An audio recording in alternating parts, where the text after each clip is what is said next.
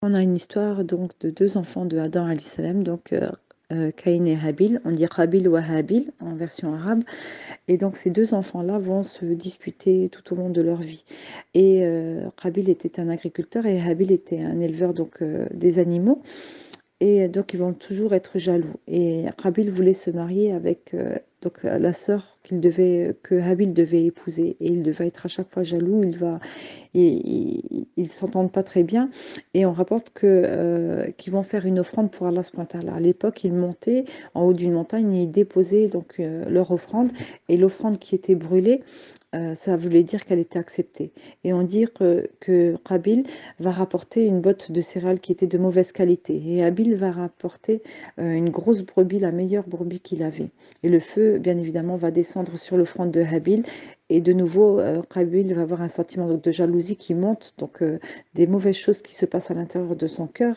Et il continue à vivre. Et un jour, on dit que Habil partait paître en fait son troupeau. Et Adam va envoyer donc Qabil aller le chercher. Et la jalousie monta, il se remémore donc les choses qui se sont passées. Et on rapporte qu'il va aller jusqu'à tuer son propre frère. Et en allant vers son frère, Habil va lui dire, si toi tu élèves la main pour me tuer, moi je ne ferai rien. Et c'est Allah qui déterminera par la suite, subhanallah, le jour du jugement. Et on dit donc que Qabil va tuer son frère Habil. Il y a plusieurs versions. Il y en a qui disent que c'est avec une barre de fer, il y en a qui disent que c'est avec une pierre.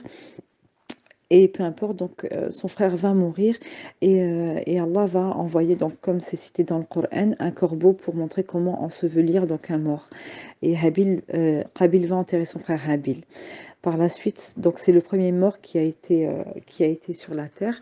Puis par la suite, on va arriver à la mort de Adam alayhi salam. Et il va appeler son fils Seth, qui s'appelle donc le don de Dieu. Et au moment de l'agonie, il va rappeler donc les choses qu'il faut se remémorer dans la vie. Il va montrer donc les actes de dévotion. Le jour du jugement, il va lui parler de tout ça.